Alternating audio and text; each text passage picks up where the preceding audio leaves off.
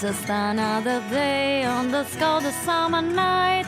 I can hear. Hip hip, tally ho, and playfully flick the larger of my pendulous testicles with a knotted towel. Joolz Guides here, which I wander around London and tell you fascinating facts which you may or may not know about this city. And today we're heading up towards Muswell Hill in what I like to call Joolz's suggested weekend walks. We're starting here at the Woodman, outside Highgate Station actually. The Woodman is described as a dog-friendly pub. Yum. It's very dog friendly. She's very happy with the service in here. Does she get cutlery? This actually opened up in around 1810 when they first built Archway Road. Archway Road was designed as a kind of bypass because the mail coaches couldn't get up Highgate Hill. So they decided to find an easier route around. And so this pub has been here ever since. Like this little house here is actually an original house from 1867. Behind it there's an abandoned train station. It's really cool. As in 1867 there used to be a railway here. It was a part of the Great Northern Railway. It went from Finsbury Park up to Barnet. And then in 1941, I mean the war came along and everything, and I think they actually added the underground station. So they had intended to build an extension to this to curve around towards Alexandra Palace. In the end they just abandoned it, last used in 1964. But it's quite cool because you can actually see down to the tunnels and stuff. And I think it's now a bat sanctuary. So you can walk down there. If there aren't loads of people smoking pot, you can just have a nice little stroll down there. Well, amazing, they've just left the whole station abandoned like that. We'll be able to fly away. This place will forget my name. Now look, that is how to queue for a bus, Alex. You being a blasted foreigner and all from Italy, you probably don't understand how to queue. You will never see that in Italy. That is how you queue. Lay down on my bed just to look at your hands. Yeah, this is where Peter Sellers lived. Wasn't he married to Britt Ekland, the James Bond girl? I think she's one of my favourite Bond girls. Or Barbara Bach from The Spy Who Loved Me. She was good. She speaks very highly of me as well, I understand. Does she Yeah, now? yeah, it's true. Yeah. Now, one of the benefits of reaching the dizzying heights of 20,000 subscribers is that they award you this kind of mentor. And I went into the YouTube space the other day, and my mentor, who is basically someone about half your age who makes you feel really stupid, she said to me, look, you've got to tell people to subscribe to your channel. I said, I do tell people to, and she said, no, to tell them at the beginning of the film. So I am now asking, pretty please, with the cherry on top, don't forget to subscribe to the channel because it really helps. It doesn't cost anything, and if you want to subscribe, you just have to hit this button. I think it's like a little red subscribe thing underneath the screen. So if you want to be notified every time I upload something, hit the bell and then that will notify you. But if you don't want to, then just hit subscribe, and then, you know, it just makes me look good. Subscribe isn't a dirty word. Crevice is a dirty word, but subscribe isn't. Seriously, no, please, it really helps. Oh, now here we are, look, you see, Queen's Wood. Now, I always used to find it really creepy walking down here when I was young. It used to be a part of the Forest of Middlesex, which at one point covered the whole of London. There's a bit down the end there, which was known as Churchyard Bottom. Churchyard Bottom? Now, bottom's a positively disgusting word. A cute little cafe over there, it looks really lovely. It's like Hansel and Gretel's house.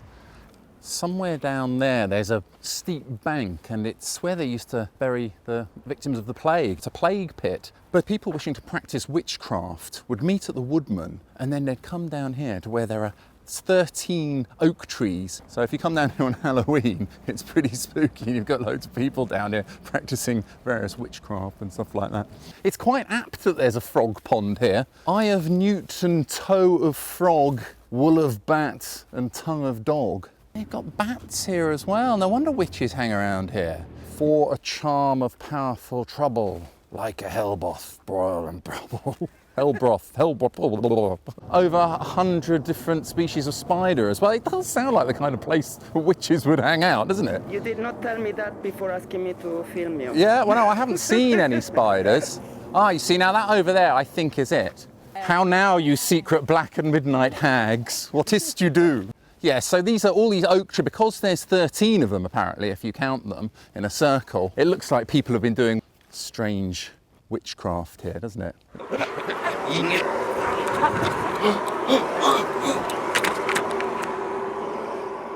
Yeah, no, apologies to anybody who was offended by me generally mucking around here, because there are genuine pagan rituals and stuff that take place here, and people who do practice sorts of stuff that I don't understand, so no offence intended.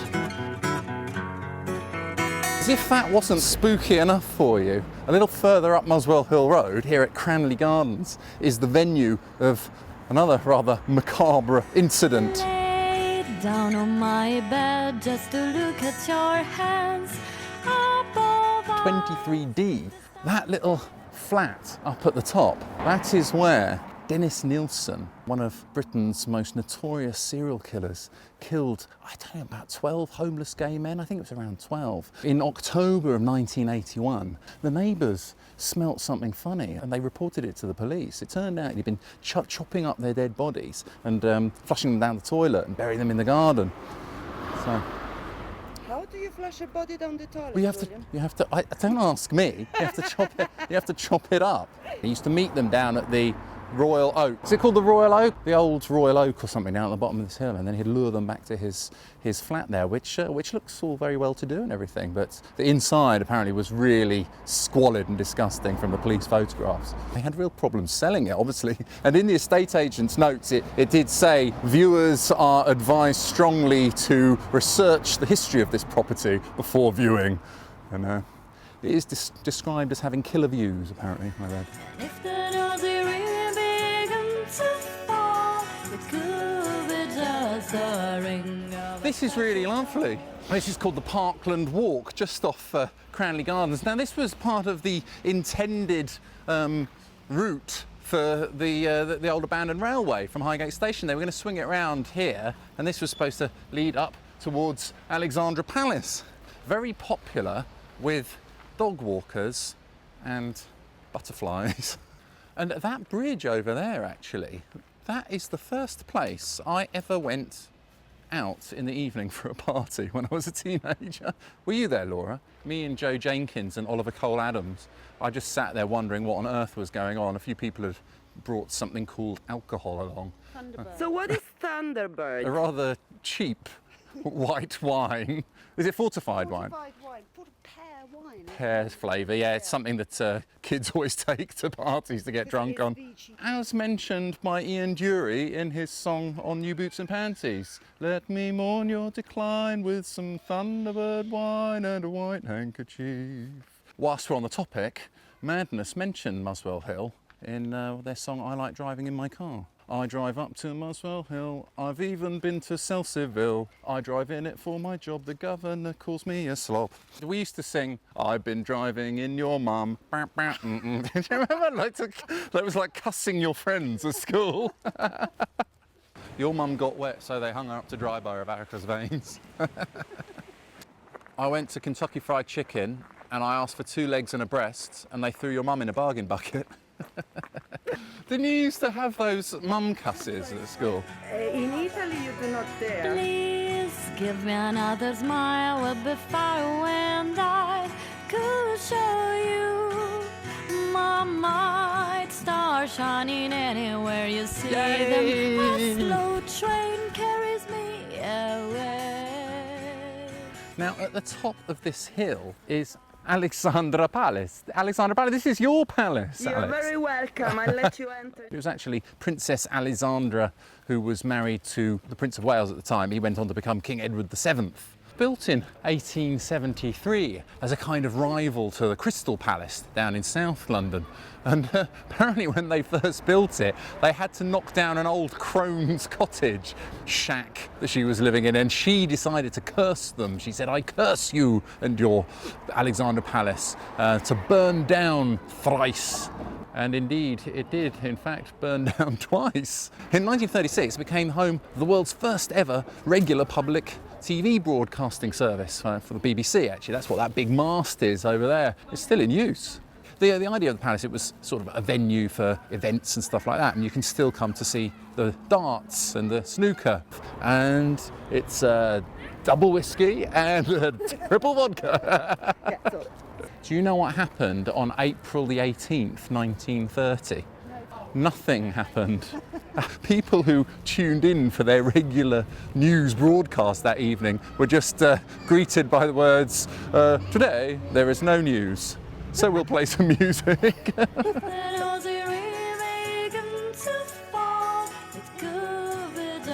I want to go on one of those boats. They look really cool. Oh, and down there, by the way, there is one of the most challenging pitch and putt golf courses. It's like on the side of a hill. And if you get the shot slightly wrong, it just trickles off and buggers off about a mile down the hill. Really challenging, but I always beat my friend Ralph there. And you'll notice around Muswell Hill, there's loads of post boxes, my new obsession, which have got King Edward VII on them. Muswell Hill has been described as the perfect example of an Edwardian suburb because Alexandra Palace was named after Princess Alexandra, who was married to Edward VII. I like the way it all links together, you see. Oh, come on, let's go to Muswell Hill. Actually, it was voted one of the top 5 most desirable areas to live in London. This. By the way, if you do happen to be in London or in the United Kingdom and you see an interesting post box with a monarch on it, why not take a photograph of yourself there and put it on Instagram, remembering to tag Joolz Guides, and you will receive from Joolz Guides our very best wishes. It's quite appropriate that there's this sort of leak here which looks like a gushing spring. In the 12th century, a newly formed order of nuns were granted land here by the Bishop of London, I think, and they built a church quite close to this well, which was said to have magical healing properties. Even King Malcolm IV of Scotland, who I think, is he the one in Macbeth? There's definitely a Malcolm in Macbeth, isn't there? Yeah. Anyway, he came up here and he was miraculously cured. So people would come from far and wide to come to what was known as the Mossy Well. And that's where they get the word Muswell from. It's a corruption of Mossy Well, which is why that pub over there is called the Mossy Well. I suppose there's not so much demand for churches these days. So they've turned this one into a steakhouse. But I remember when it was a pub before that. At the end of Muswell Hill Broadway, near the church, is Toff's Fish and Chip Shop. It's supposed to be the best in London, or at least it used to be. Now this Everyman here, the Everyman Cinema, used to be the Odeon, and it's a really beautiful Art Deco 1930s, I think, building. It's a listed building. I remember seeing Ghost there. And look at that, just opposite the Clissold Arms is number 6 Denmark Terrace, where Ray Davies from the Kinks lived with his brother and his parents. Dirty old river, must you keep rolling? One of the finest English rock bands of all time. And this is where they performed their first ever live gig, I think. Anyway, let's go and have a pint. This is the summertime, and I breathe next to someone in the middle of the silent black night. Cheers. They've got, the Kinks had an album called the Muswell Hillbillies as well, didn't they? And as well as the Kinks living here, Norman Stanley Fletcher from Porridge, Ronnie Barker from the TV comedy Porridge, you wouldn't know anyway, he lived in Muswell Hill. And also, I promised my friend I'd mention Fairport Convention. I don't know who they are, but apparently they're a massively successful English folk group who launched the English folk scene. Anyway, they're from Muswell Hill as well. But if you enjoy my films, then please don't forget to subscribe. Hit the little button there, and you can hit the bell also next to it if you want to be notified every time I upload a film. And if you want a private guided tour of London, you can get in touch on my website, joolzguides.com, or if you want to leave me a generous donation, please feel free to do so. I'm not stopping you. You can go to the PayPal account or become a Patreon, whatever that is, and see you next time. Cheers. Cheers. Chin chin.